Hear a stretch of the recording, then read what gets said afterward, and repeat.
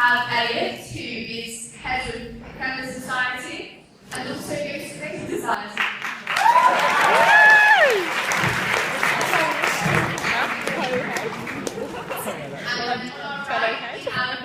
Duffy, who is an avid member of the BHASVIC debating team and maybe an accidental member of UKIP.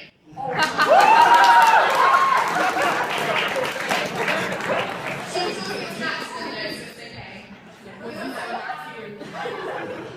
We also have Josh Freeman, who is also of the Debating Society.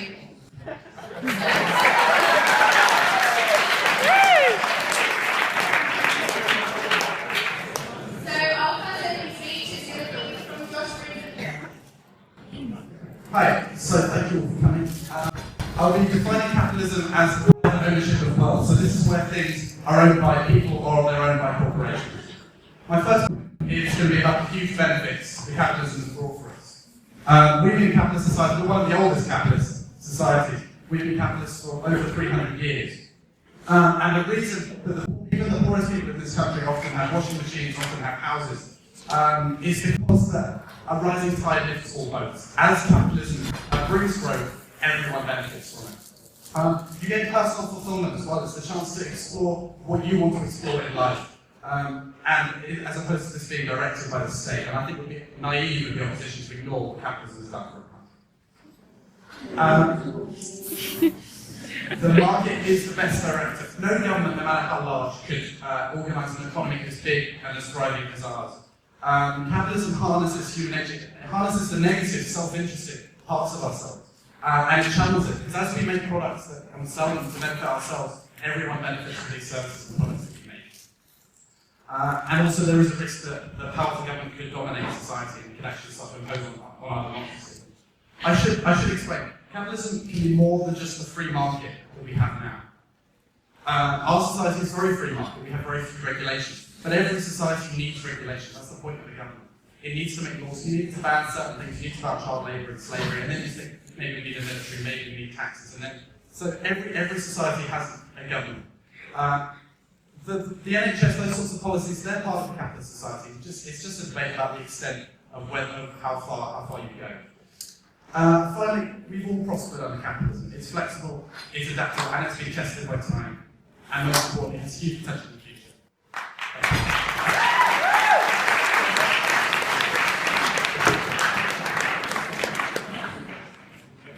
I did write a speech and then I was just reading over it and I looked like an American and that was really terrifying, so I'm going to abandon that. So one of the main reasons I'm avid about socialism is the fact that it brings greater freedom and greater justice to our world than the current capitalist system has.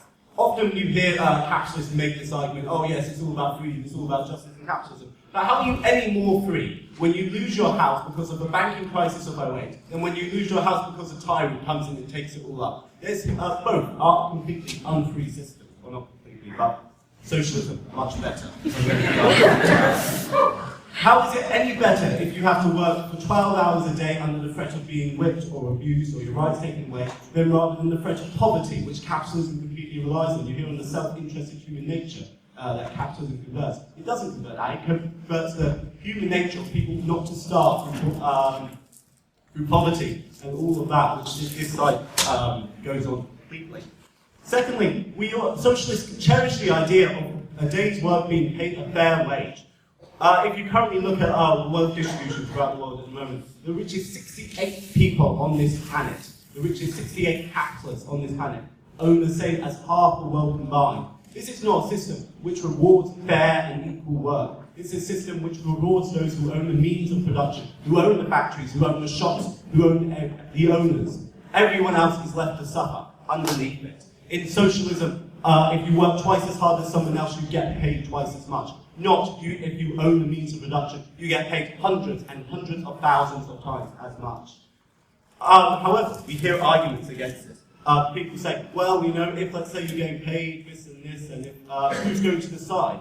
Well, I say, why don't let the people decide? Why don't let democracy decide? Why don't let the people who work, who actually contribute to their community decide, rather than simply the owners, rather than simply the tyranny of ownership here? You know, people say, oh, well, it's not going to be a perfect system. Well, democracy of the people is much better than tyranny of the minority. Okay, thanks, Thomas.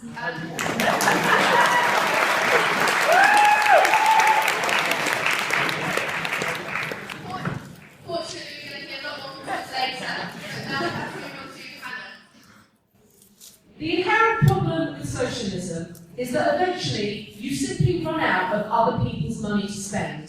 Socialism removes the incentive for everyone to work harder because inherently everyone is the same. It breaks the principle of supply and demand, which our country currently thrives on. No one wants to work harder for nothing extra. It's simply ridiculous to suggest.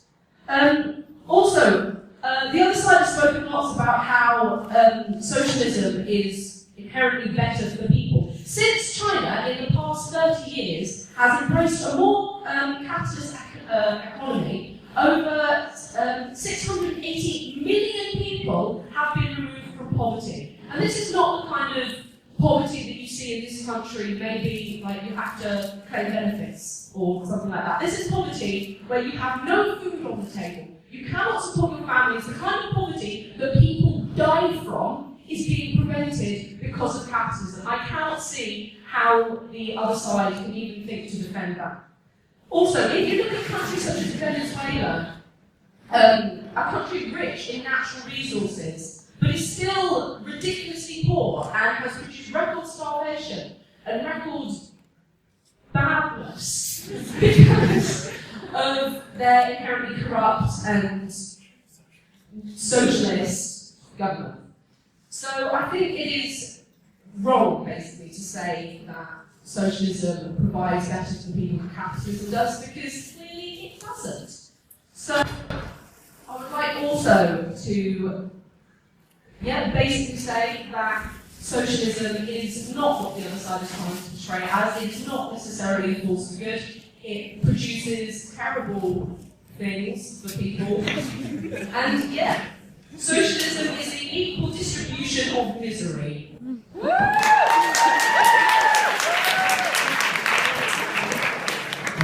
I'd like to start out with a quote. It's difficult for me to imagine what personal liberty is enjoyed by an unemployed hungry person. True freedom can only be there when there is no exploitation of one individual by another, when there is no unemployment, and when a person is not living in fear of losing their job, their home, and their bread.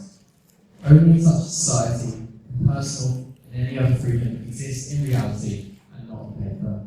Capitalism does not provide those freedoms. Capitalism provides you with the freedom to starve, as 6 million children do every year worldwide. This side says that capitalism provides incentives for people to work. I would argue, if your incentive is not giving food, water, or shelter, your system is barbaric. Now, we see the effects of capitalism on our society. Global warming, the financial crisis, overfishing of the oceans. These situations arose because companies were pursuing profit over all other consequences. Now, I would also argue that capitalism creates a culture in which there is an oppressed and an oppressor. My shirt was made by sweatshop children in Bangladesh. My food was grown by South American slaves. My phone was made with minerals mined by people working 16 hours a day. I think that essentially this side is advocating a system which will lead to slavery, as 30 million people are currently in today. You cannot have an equal society in capitalism. There will always be a better off and a worse off.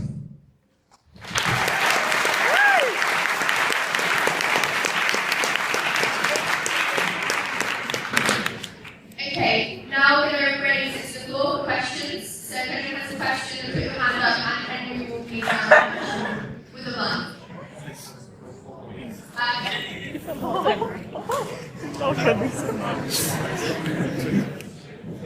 Yes.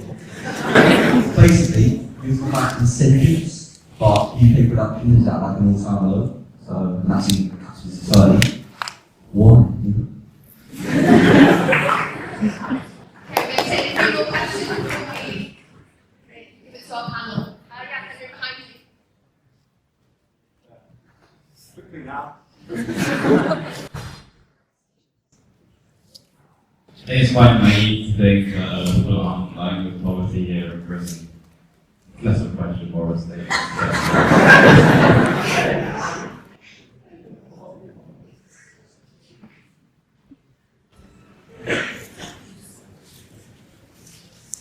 How can you justify the destruction capitalism is doing to the environment of our world? This one is particularly to Josh. I went to love activists in Brighton, so firstly, thank you for importing food donations. We'll take that up on Friday to start redistributing it. You were saying in your opening statement about how capitalism brings in wealth and that everyone is provided a home, dishwashers, and all that sort of stuff. How can you explain the people I see on the streets and trying to help who don't have a house, who don't have anything, who we have to try and provide clothes for because they can't even get basic necessities like that? Yeah, one more. This question's kind of directed to all four of you, and perhaps we'll leave to one. But how can, to go to Elliot's quote, well, surely if you're an employed hungry person, it's still completely pointless. I mean, both of you have surely proposed a system where both people end up completely and totally miserable. History's given plenty of examples where both capitalism and socialism has just sort of, ruined the lives of the ordinary person. How do I put this? Let me think. Here. Right, there was a preliminary poll about to see what people, or which side people were. The sheer number of protest votes for something as stupid as Plato's Republic, or, quote, chat shit to get back. It's not really a question of both of you put together the high horses and pick something else. Sorry. Okay, thanks everyone for your questions.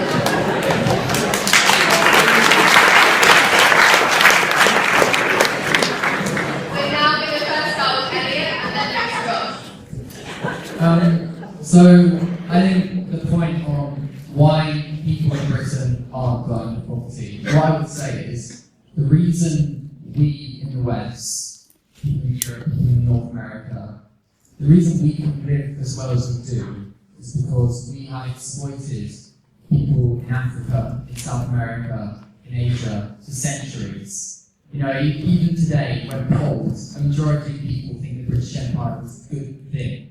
The British Empire which starved 3.7 million Bengalis to death, which allowed 1 million Irish people to starve.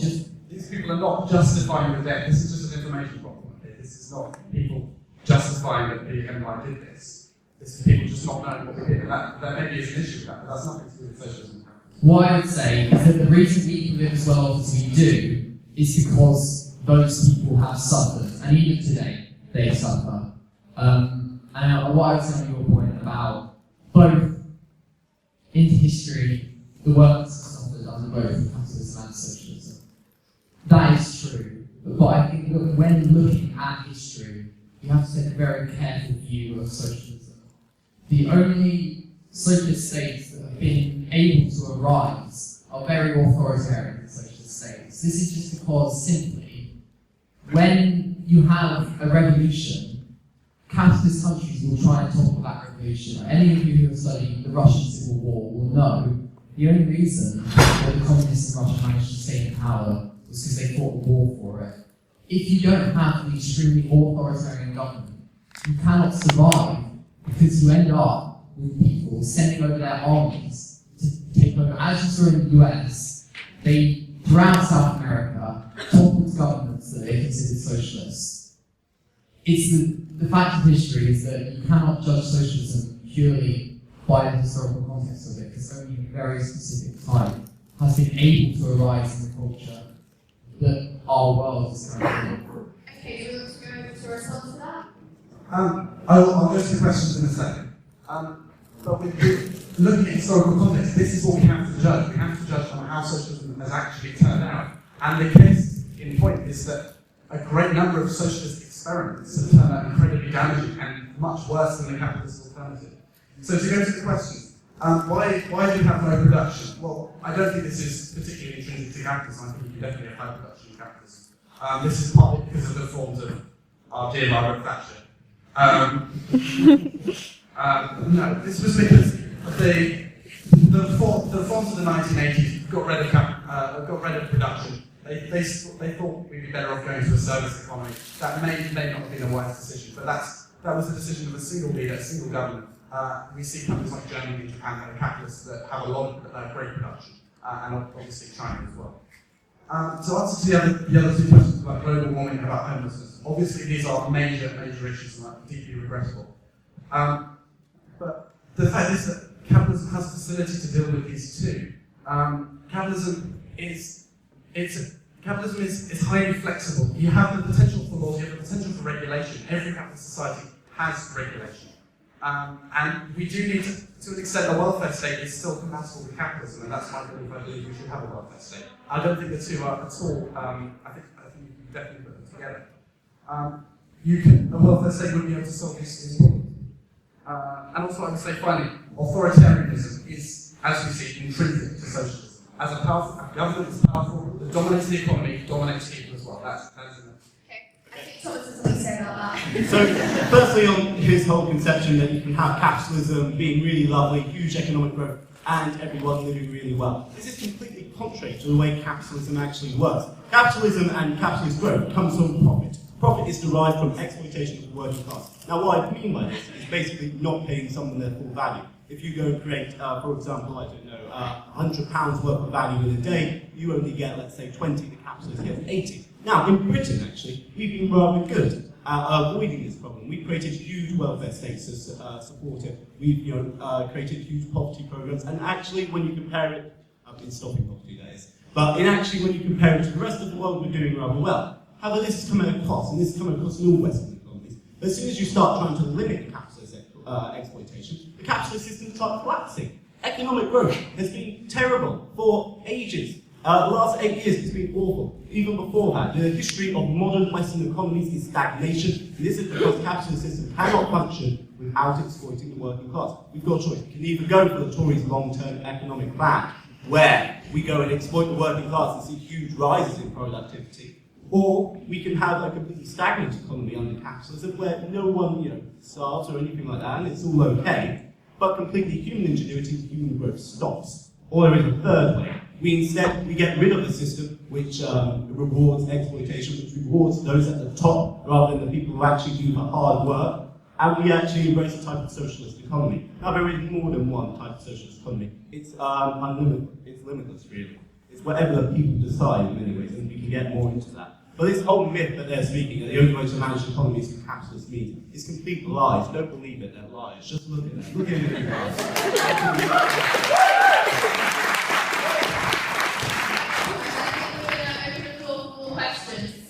Can I also add that countries like Cuba are actually growing at 5 times the rate of countries like UK and USA? Growth is not just kept to capitalist countries.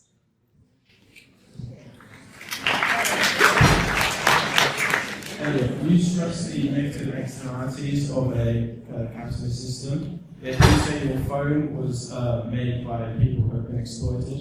Yet that is one of the benefits of capitalism, the innovation and the free market, the competition of like Samsung has driven Apple to innovate, which has allowed you to reap the benefits of such as your iPhone.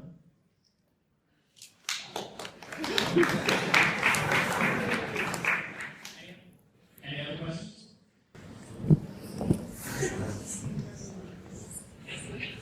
How can the capitalist side of the debate claim that all the great modern cons that we see today are products of capitalism, when we know that actually what drives human technology forward isn't the capitalist system, it's scientific endeavour? Do you think Isaac Newton couldn't have discovered the laws of gravity in the socialist system? Michael Faraday couldn't have discovered the laws of electricity in a socialist system?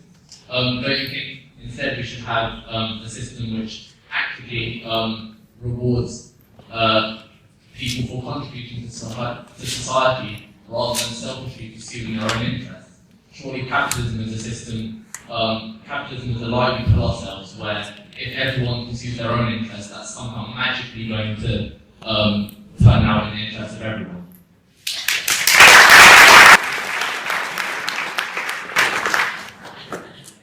Harry, in answer to your question, what I would say is that it is definitely possible for a social society to be innovative. I mean, let's go through this. Heart transplants, lung transplants, basically all space technology that has existed. Tetris, all of these were invented in the USSR. And while the USSR might have been pretty bad, Stalin and all that, it did not a great guy. There is definitely, that is proof that you can have innovation in a bad social society. And I mean, even in Cuba today, you see massive advances in medical technology. They might find a cure for cancer before we do.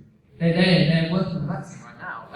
But anyway, I don't really get the science. But yeah, so I think it is possible for innovation to happen in social society, because I think people are driven by a need to both help the community and to advance technology. That's what we see, and I think Cyrus's point is definitely right.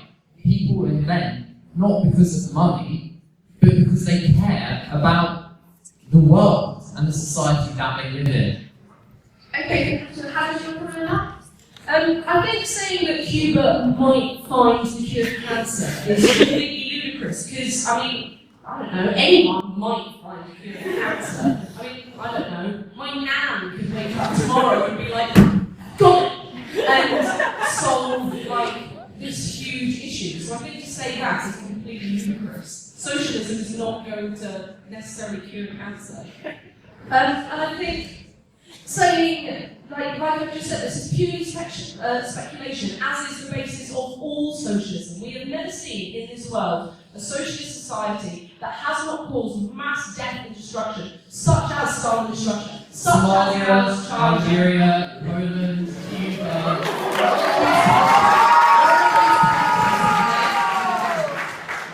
They haven't. I mean, the reason why these countries, the reason why Somalia and Algeria collapsed as socialist states was because the capitalist French sent in their troops to Algeria. It's a complete fiction that every single socialist state has ended in death and destruction. India was a socialist state for 5 years and then it stopped. But I'm not question why it stopped. Right, we're looking at China as well, who under socialism had mass starvation. I think up to 78 million died under Mao. As soon as Mao died, there was a leadership challenge. A much more liberal right-wing leader went in. They made these capitalist reforms, and they've had an average of 9.3% growth every year from 1978 to 2000. So I think we should look at what happens when societies reject socialism. They can actually benefit. Okay, so firstly, I do want to really make this point, irrelevant of what this side believes. You don't have to have socialism with a strong state. The whole point of socialism is a society governing, rather than being governed by the blind and hand of the market. Instead, there are many types of socialists. There are many socialists who argue specifically against the state. To quote Karl Marx, a communist society, a socialist society, is a stateless class society. We don't like the state, it is just a necessary evil at the best of times, which some socialists in some historical conditions have supported. Now, the reason we don't see mass socialist uprisings is a complicated one, rooted in the deep history of left-wing thought, which is basically left-wing academics and left-wing revolutionaries are big crap. They try their best, but they're just not great people. I just wanted to make a point about USSR's scientific innovation. I should point out that while they were innovating these nuclear weapons and this rocket technology, that there were also millions of people were starving in a society that simply couldn't provide for. Well, yeah, but the whole point this innovation is coming at the expense of workers that had to be repressed in order to keep them down, as in Hungary, as in Czechoslovakia. This happened countless times. They had to be repressed because they were rebelling. I agree. They had a system which worked on repressing people because that's the type of system which, again, for bad historical reasons, that ended up occurring. However, our whole point, you're missing our argument. Our whole point of bringing up USSR innovation is to say there isn't just capitalism which is able to create new technologies. It isn't just because you have a free market that suddenly new technology starts sprouting for everywhere. In fact, actually, let's say state organisations, collective organisations are easily able to go and create new technologies. If we actually look at the internet, the whole height of modern technology, that wasn't created because some free marketeers got together and decided we're going to create the internet. It was created by scientists working together who wanted to organise things in a weird and cool manner. Because they're a bit odd like that, because that's scientists for you. You don't require a free market to innovate. That's our point. My point is that socialism tends towards hierarchy. Inevitably, you tend to see authoritarian governments. And that's because in order to run a society, you need leaders. You need people to run things, otherwise you can't possibly coordinate. And as soon as you accept that people are self-interested and they want to expand their own horizons, their own power, then you must realise that these people will use their influence to expand their power, and you inevitably see individuals gaining more power over the system, which is exactly what you're trying to avoid. See, this is the whole point. This is the whole fallacy in the capitalist argument. They hate democracy. They hate the people trying to choose it. They think people are inherently evil, are inherently going to try and stab each other over, because that's what the capitalist bourgeois are like. They don't stab each other over. They sleep with each other's wives. Interesting historical fact there.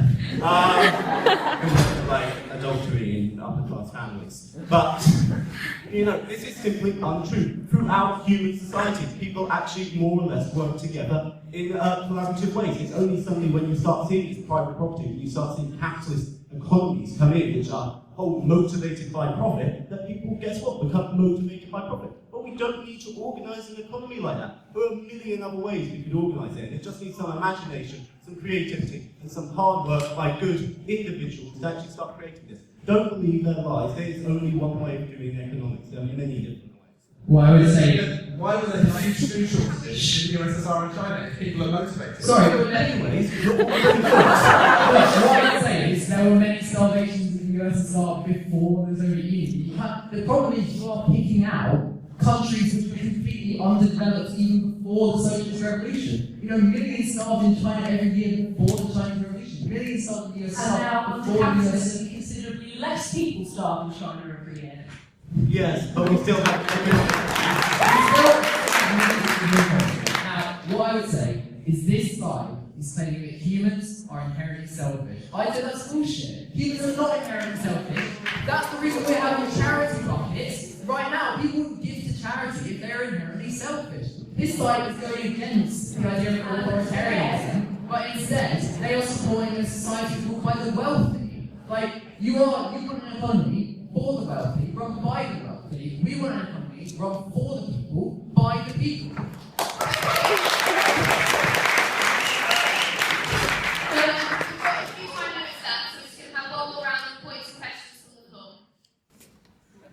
Raise your hands high.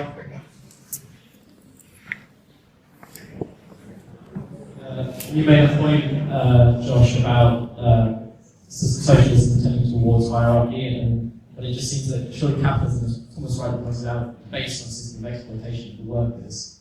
So surely capitalism does tend much more towards hierarchy. I mean, look at, you sort of celebrated Britain as the oldest capitalist society in the world. This country has one of the most entrenched class systems in the world. I mean, I could become a multi-millionaire next year, say, and I'd still be derided by the old rich for being some sort of Euro shite. I mean, it's just ridiculous.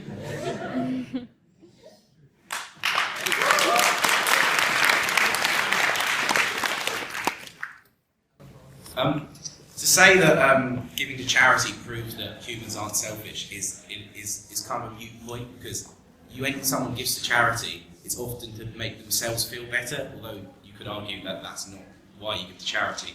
Often, I'm sure people here agree, that when people give to charity, they often boast about it or try and show off because they want to feel good about themselves. So using that as a point against selfishness in humans is kind of mute.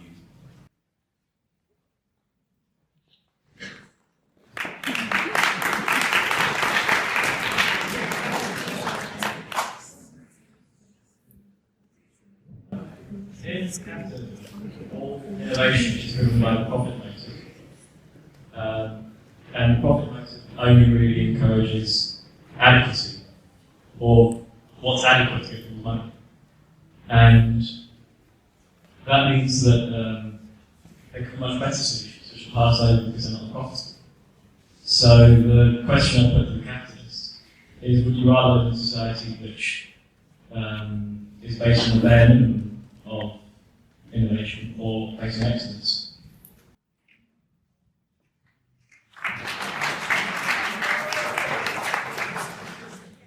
Basically, you're talking about China, and how can we say that, because due to capitalist economy, the pollution in the country is has evidently caused mass problems in China and causing health problems, and it's completely destroying the environment.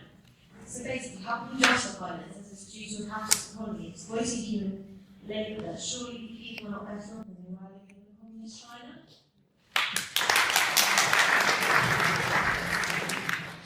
Okay, thanks for all the questions. I'm going to go to Hannah first. To come back on your point about pollution, I think there are a number of examples, such as Sweden, as of capitalist economies that are in fact relatively green. I mean, in the UK as well, we have all these amazing climate change initiatives that allow for climate change to be taken seriously and to be tackled. Under a capitalist society, you will have the funds and the money to be able to fund scientists to come up with new innovative ways to tackle these issues, and will allow for the creativity and the ingenuity to come forward to solve these problems. That's what I would say to you. Even capitalists are relying on the government to fund them. You know, we know that it works in the NHS, we know that it works for education. Why not expand it throughout our economy? Because simply, when you have a profit motive, like Jack was saying, you know, one of the reasons experts think we haven't found a cure for cancer is because it's more profitable to create things that ease the pain, because you can immediately get them out on the market and people, you know, there's no profit. Well, there's a very limited profit motive because it takes years and years to find a cure for cancer. And it's just not simply possible to create that in a free market system when it's very easy to create profit through other means. We need a system that favours the best type of social innovation, not the most profitable type of innovation.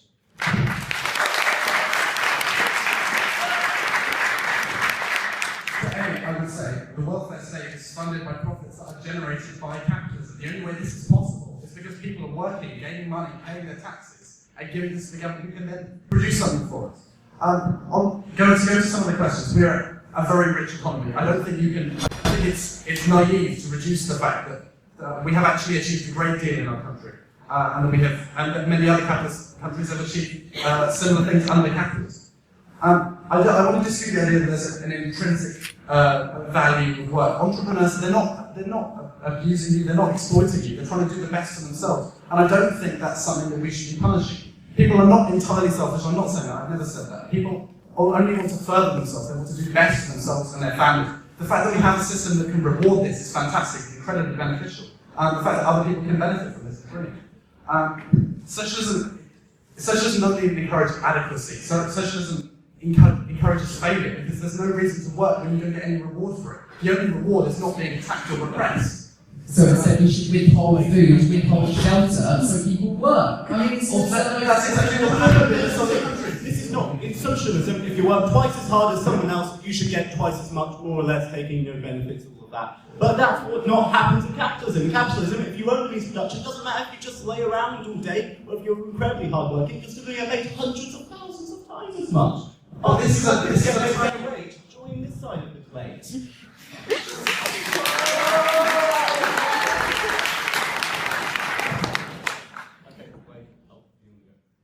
But then capitalism in this country provides for a welfare state that then allows the poorest 10% to be able to inherently survive, something that socialism has never been able to achieve. As Harry was saying, he has seen people die on the streets in Brighton. You know, I don't think it does allow people to survive. Actually, it allows for people to make 300 times more than the average worker because they just own a business. I mean, it's absurd. Why should you be paid hundreds or 1,000 times more than someone else working the same as you because you inherited something from your father? And if Harry was alive during the time of Mao and lived in China, he would have seen thousands upon thousands of people die at the hands of a socialist. This is your entire argument. You look back in the worst cases of socialism where we all agree it was done. These are the only cases of socialism. You have the single successful examples.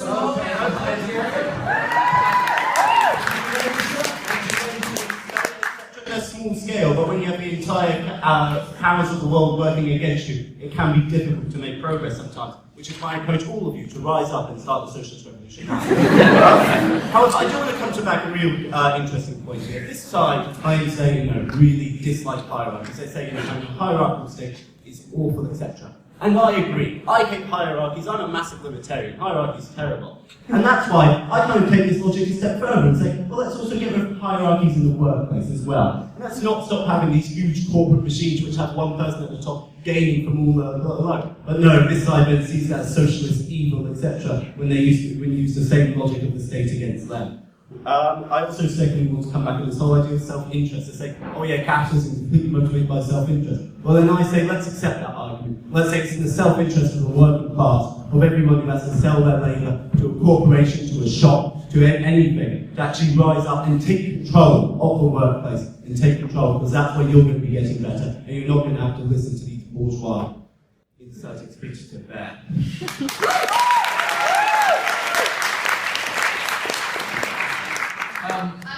Unfortunately, because we can't quite start a revolution yet because the teachers will be mad at me, we're all going to have to end it there. So thank you all very much for coming. I would just like to pose a question. Would you rather live in a country where you have a chance of dying in poverty or a chance of being extremely wealthy? Or would you rather live in a society where everyone is equal, everyone gets a fair wage, and house and food?